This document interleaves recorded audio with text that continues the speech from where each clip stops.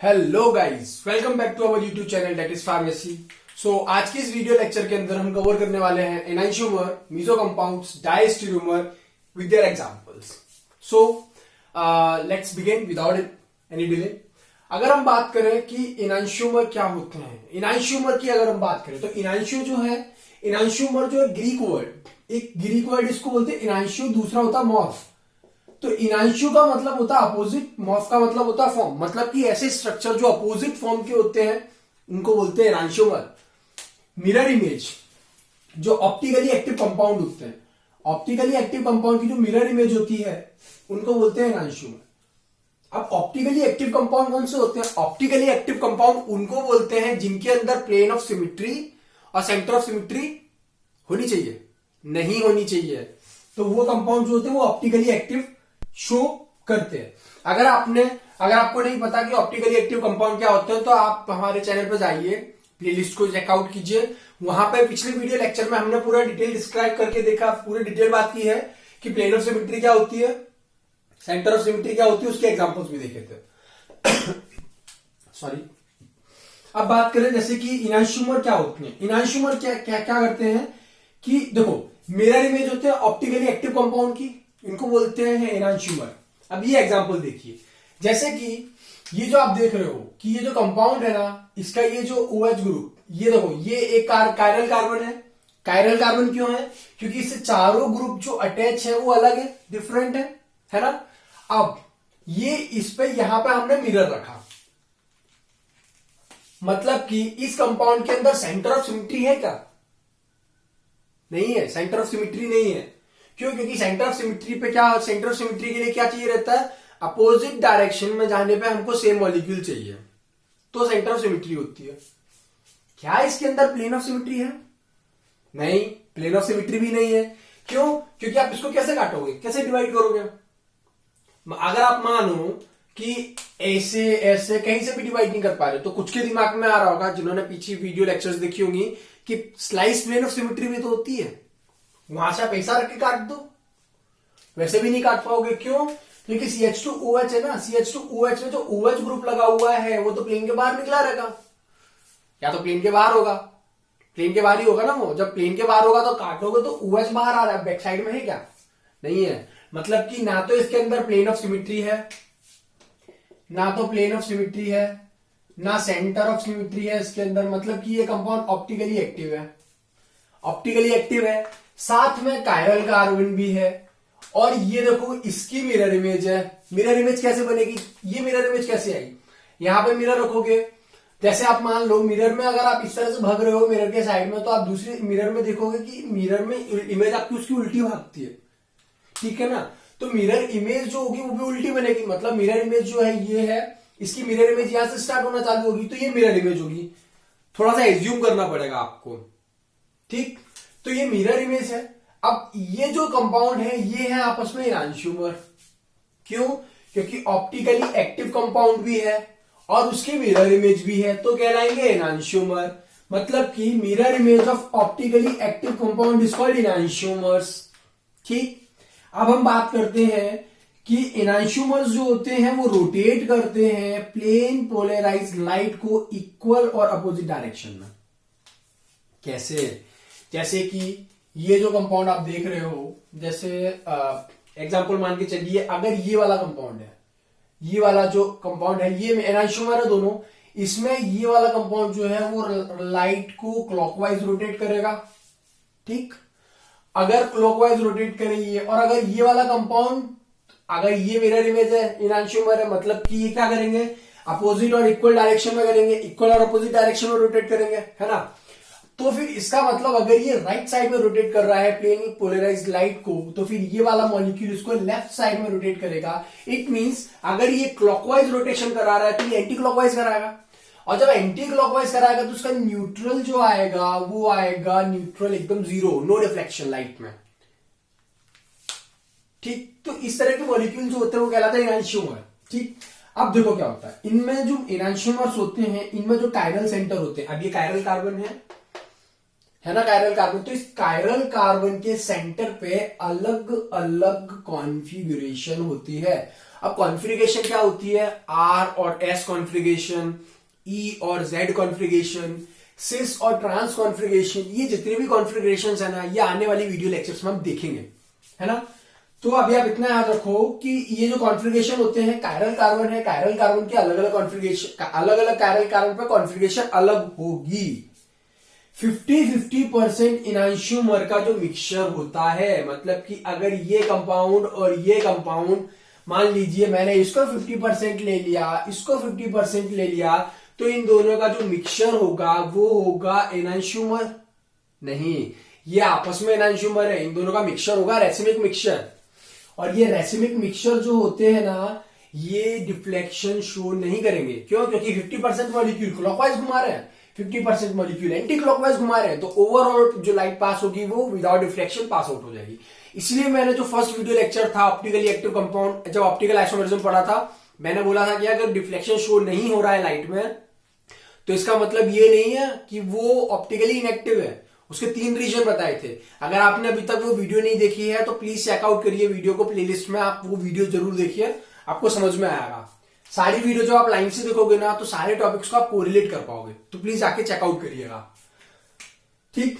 अब जो सबसे मेन बात है वो ये है कि एनांशियोमर जो होते हैं वो non superimposable non mirror image होते हैं, sorry non superimposable mirror image होती है। जब भी मैं टर्म बोलूं non superimposable mirror image, मतलब कि एनांशियोमर, और non superimposable non mirror image मतलब कि diastereomer. This is the major difference between enantiomer and diastereomer, जिसके बेसिस पे आप मॉलिक्यूल को चेक करके बता सकते हो कि ये एनांशियोमर है कि डायस्टेरियोमर है। सॉरी इसमें क्या होता है, एनांशियोमर के पास में एक कायरल कार्बन भी हो सकता है। ये कायरल कार्बन एक ही तो है, एक ही तो कायरल कार्बन, उसमें एक ही सेंटर है कायरल, है ना। तो ये है, तो ये भी एनांशियोमर है, पर ये वाले कंपाउंड भी तो एनांशियोमर है, इनमें तो 2 कायरल कार्बन है। ये डायस्टेरियोमर भी है, एनांशियोमर भी है, पर क्या ये डायस्टेरियोमर है? नहीं। मतलब कि डायस्टेरियोमर शो करने के लिए एटलीस्ट 2 कायरल सेंटर चाहिए, और ये non superimposable non mirror image होती है डायस्टेरियोमर्स, ठीक। जबकि enantiomer non superimposable mirror image है, diastereomer non superimposable non mirror image है। इसमें एटलीस्ट एक कायरल कार्बन तो चाहिए ही चाहिए एनांशियोमर होने के लिए। एक कायरल कार्बन होगा ना तो भी एनांशियोमर शो कर सकता है, पर एक कायरल कार्बन में डायस्टेरियोमरिज्म शो नहीं कर सकता। एक कायरल कार्बन डायस्टेरियोमरिज्म शो नहीं कर सकता, उसके लिए एटलीस्ट 2 कायरल सेंटर चाहिए रहेंगे। तो दिस इज ऑल अबाउट एनांशियोमर। ये तो एनांशियोमर हो गया। डायस्टेरियोमर अभी पढ़ेंगे, थोड़ा सा और देखेंगे। ये जो एग्जांपल्स है ना, आपको ये वाला एग्जांपल आई होप समझ में आया होगा, ठीक। अब बात करते हैं मीजो कंपाउंड की। मीजो कंपाउंड क्या होते हैं? मीजो कंपाउंड ऐसे मॉलिक्यूल्स होते हैं जिनमें कायरल सेंटर होता है, कायरल कार्बन होगा या कायरल सेंटर होगा, उसके साथ में प्लेन ऑफ सिमेट्री होगी। अब जैसे इस मॉलिक्यूल की अगर मैं बात करूं, ये वाला मॉलिक्यूल आप देख रहे हो मीजो कंपाउंड है। कैसे मीजो कंपाउंड है देखो, चेक करते हैं। ये सेंटर कायरल जो है, ये कार्बन कायरल है, ठीक। क्यों? क्योंकि इससे जो ये वाला ग्रुप देखो, इससे 4 ग्रुप अलग अलग है, अटैच है। एक तो ये हाइड्रोजन अलग अटैच है, एक OH अलग ग्रुप अटैच है, एक मिथाइल ग्रुप अटैच। चौथा बोलोगे सर कायरल, ये कायरल का मतलब कार्बन अटैच है उससे, तो कार्बन तो सेम हो गया। नहीं, इसका ये वाला बॉन्ड है ना, इस वाले बॉन्ड से ये पूरा का पूरा मॉलिक्यूल अटैच है। एक सिर्फ कार्बन अटैच नहीं है, पूरा मॉलिक्यूल अटैच है। ये मॉलिक्यूल ऑर्गेनिक अटैच है क्या? नहीं। मतलब कि इस कार्बन से अटैच सारा का सारा मॉलिक्यूल, जितने भी चारों मॉलिक्यूल है, सब अलग अलग है ना। तो फिर ये जो है ये आपके हैं कायरल कार्बन, ये भी कायरल कार्बन, ठीक। मैंने बोला कायरल कार्बन होना चाहिए, साथ में प्लेन ऑफ सिमेट्री होना चाहिए। पीओएस मतलब कि प्लेन ऑफ सिमेट्री। इस मॉलिक्यूल को आप कैसे डिवाइड कर सकते हो? अगर मैं क्या करूं, इसको यहां से इस तरह से कट कर दूं, सेंटर से कट कर दूं ऐसा, ये वाला जो आप देख रहे हो, ऐसे देखो, ये यहां से अगर मैं लाइन ड्रॉ करूं तो इसको ऊपर नीचे अपर हाफ पार्ट में मैं इक्वल पार्ट में डिवाइड कर सकता हूं, मिरर इमेज बना सकता हूं। मतलब कि इसमें कायरल कार्बन भी है और प्लेन ऑफ सिमेट्री भी है, तो ये कंपाउंड कहलाएगा मीजो कंपाउंड, ठीक। अब बात करते हैं कि ये जो कंपाउंड है ये ऑप्टिकली इनएक्टिव हो जाते हैं इंट्रामोलिक्यूलर न्यूट्रलाइजेशन की वजह से। अब सबसे पहले तो ये बात हमें समझनी पड़ेगी कि इंट्रामोलिक्यूलर न्यूट्रलाइजेशन क्या होता है। इंट्रामोलिक्यूलर न्यूट्रलाइजेशन का मतलब है, देखो दो टर्म होते हैं, एक होता है इंट्रामोलिक्यूलर और एक होता है इंटरमोलिक्यूलर। इंट्रा का जब भी शब्द आए, इंट्रा मतलब होता है सेम मॉलिक्यूल और इंटर मतलब होता है डिफरेंट मॉलिक्यूल्स के बीच में। तो इंट्रामोलिक्यूलर का मतलब सेम मॉलिक्यूल के अंदर है। अब जैसे ये वाला जो अपर कायरल कार्बन वाला पोर्शन है, अगर वो क्या कर रहा है, वो अगर लाइट को रोटेट करेगा प्लेन मतलब क्लॉकवाइज डायरेक्शन में, तो लोअर हाफ एंटी क्लॉकवाइज में घुमाएगा, मतलब कि clockwise anti clockwise same molecule दोनों डायरेक्शन में घुमाएगा, तो वो क्या करेगा फिर ओवरऑल न्यूट्रलाइजेशन कर देगा लाइट का। तो वही होता है इंटरमोलिक्यूलर न्यूट्रलाइजेशन हो जाता है, जिसकी वजह से क्या हो जाते हैं, ये ऑप्टिकली इनएक्टिव हो जाते हैं। अब ऑप्टिकली इनएक्टिव है, अब ऐसा भी तो बोल सकते थे डायरेक्ट कि ऑप्टिकली इनएक्टिव जो कंपाउंड होते हैं वो कौन से कंपाउंड होते हैं, जिनके अंदर या तो प्लेन ऑफ सिमेट्री होगी या सेंटर ऑफ सिमेट्री होगी या दोनों प्रेजेंट होंगे। ठीक, तो ये सेंटर ऑफ सिमेट्री, तो ऐसा भी बोल सकते हैं ना डायरेक्ट। अब देखो क्या होता है, मिरर इमेज जो होती है मीजो कंपाउंड की, मिरर इमेज जो होती है वो हमेशा आइडेंटिकल होती है। मिरर इमेज मीजो कंपाउंड की मिरर इमेज हमेशा आइडेंटिकल होती है। कैसे? अब मिरर इमेज का मतलब ये तो नहीं है कि मैं सामने खड़ा हूं, मिरर जो मिरर लगाना वो सामने ही लगाना हो। मिरर इमेज वो इमेज होती है जो मिरर में बनती है। अब मिरर तो मैं कहीं भी लगा सकता हूं पूरे मॉलिक्यूल में, सर पे लगा दूं, इधर साइड में लगा दूं, पैर से मिरर पे खड़ा हो जाऊं मैं, मिरर पीछे बैक साइड में लगा दूं, आगे फेस पे लगा दूं, इधर साइड पे लगा दूं, किसी भी एंगल पे मिरर लगाऊं, और जिस एंगल पे मिरर लगा रहा हूं वहां पे जो इमेज बनेगी मिरर के अंदर वो मिरर इमेज होगी। ठीक, अब मैंने यहां बोला कि मिरर इमेज इसकी आइडेंटिकल होती है। कैसे आइडेंटिकल होती है? सपोज करिए अगर इस मॉलिक्यूल में मैंने मिरर लगा दिया बॉटम में, तो क्या होगा? अब ये वाला बॉटम वाला जो मॉलिक्यूल है, चलो ठीक है इसका मिरर इमेज बनाते हैं। ये वाला मॉलिक्यूल सबसे पहले यहां आएगा नीचे, ठीक, उसके बाद में ये वाला कायरल कार्बन आएगा, फिर ये हाइड्रोजन इसका OH लगा हुआ, ठीक, उसके बाद में फिर ये वाला कायरल कार्बन, ये ऐसा बॉटम में, ये मिरर, ये वाला मॉलिक्यूल ऊपर है और ये वाला मॉलिक्यूल नीचे, कंसिडर करके चलिएगा थोड़ा सा। ठीक, अब जैसे कि ये कायरल कार्बन और फिर ये बॉटम में लगा दिया मैंने CH3, यहां लगा दिया H, यहां लगा दिया OH। कुछ डिफरेंस दिख रहा है क्या? कुछ भी डिफरेंस नहीं है, मतलब कि ये आइडेंटिकल है मॉलिक्यूल। देखो सेम ही है, सेम ही तो है। अगर मैं इसका ये हटा दूं, जैसे अगर मैं ये वाला हटा दूं मॉलिक्यूल का, ये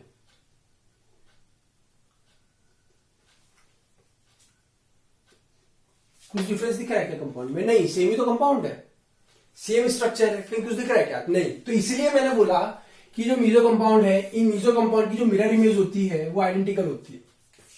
आई होप आपको मिरर इमेज और ये आपको मिरर इमेज मीजो कंपाउंड और एनाइसोमर आपको कंफर्म क्लियर हुआ होगा थोड़ा बहुत।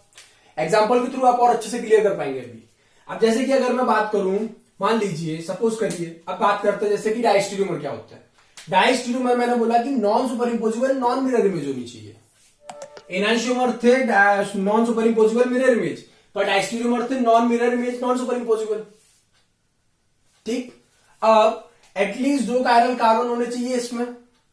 ठीक, और मैंने बोला था कि ये प्लेन पोलराइज लाइट जो होती है उसको डिफरेंट डायरेक्शन में रोटेट कर सकते हैं डिफरेंट अमाउंट से।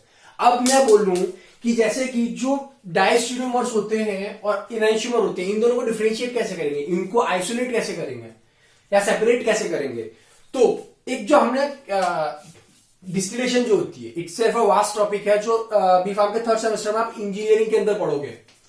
तो उसके अंदर एक टर्म आता है फ्रैक्शनल डिस्टिलेशन। तो इस फ्रैक्शनल डिस्टिलेशन से आप एनाइसोमर को सेपरेट नहीं कर पाओगे, पर डायस्टेरियोमर्स को आप कर लेते हो। ठीक, ये मैंने आपको बता दिया एग्जांपल, ये एग्जांपल बता दिया। आप ये वाला एग्जांपल समझते हैं। इसमें क्या है, इसमें आपको मैं कंपेयर करके बताऊंगा कि ये डायस्टेरियोमर और एनाइसोमर क्या होते हैं। ठीक है, अब चलो बात करते हैं। ABCD ये 4 मॉलिक्यूल है। आपको A और B के बीच का, C और D के बीच का रिलेशन, और A का रिलेशन CD और B का रिलेशन CD, ये सारे पॉसिबल स्ट्रक्चर है जो बना सकते हैं अपन, मतलब ये रिलेशन पॉसिबल है अपन बता सकते हैं। तो अब A और B का रिलेशन सबसे पहले देखते हैं। आपको ऐसा नहीं लग रहा है A और B आपस में मिरर इमेज है? कैसे मिरर इमेज में बताता हूं। जैसे ये है, यहां मैंने मिरर ड्रॉ कर दिया, तो this is mirror image of AB। Same उसी प्रकार से CD जो है मैंने यहां पे मिरर लगा दिया अगर, तो CD आपस में मिरर इमेज है। तो A का रिलेशन B के साथ में, C का रिलेशन D के साथ में एनाइसोमर का, मतलब कि ए और बी इनैंशियोमर है, सी और डी आपस में इनैंशियोमर है। लेकिन अब अगर मैं बात करूं तो ये नॉन सुपर इंपोजिबल है, एक दूसरे के ऊपर इंपोज नहीं हो सकते, लेकिन ये मिरर इमेज है एक दूसरे की, इसका मतलब कि ये इनैंशियोमर हो गया। अब मैंने बोला कि ए सी और डी के साथ में क्या रिलेशन है। अब जैसे मिरर हटा देते, चलिए यहां से मिरर हटाएं अगर, तो अपन बात करते हैं ये कंपाउंड की। अब ये देखो, इसमें क्या है, OH ग्रुप जो है वो दोनों एक साइड में है, पर इसमें OH ग्रुप देखो ना अपोजिट साइड में। ये तो मिरर इमेज ही नहीं है। सुपर इंपोज होने की बात तो दूर है, सुपर इंपोज होने की बात तो बहुत दूर है, तो मिरर इमेज ही नहीं है। तो मैंने यही बोला था कि नॉन सुपर इंपोजिबल होने चाहिए, नॉन मिरर इमेज होनी चाहिए, नॉन मिरर इमेज। ठीक उसी प्रकार से ये भी, इसमें भी OH अलग अलग है। तो ए का रिलेशन CD के साथ में, बी का रिलेशन CD के साथ में ये है कि दे आर डाइस्टीरियोमर्स। आई होप आपको क्लियर हुआ होगा अब क्या है, क्योंकि ये देखो ना मिरर इमेज तो है ही नहीं। अगर आपको मेरी वीडियो पसंद आई हो तो प्लीज लाइक शेयर सब्सक्राइब करना ना भूलें। अपना ये मीजो, एनांशियोमर और डाइस्टीरियोमर यहाँ पे कंप्लीट होता है। तो मिलते हैं आप लोगों से नई वीडियो लेक्चर के साथ में, तब तक के लिए stay safe and stay happy. Thank you guys and have a good night.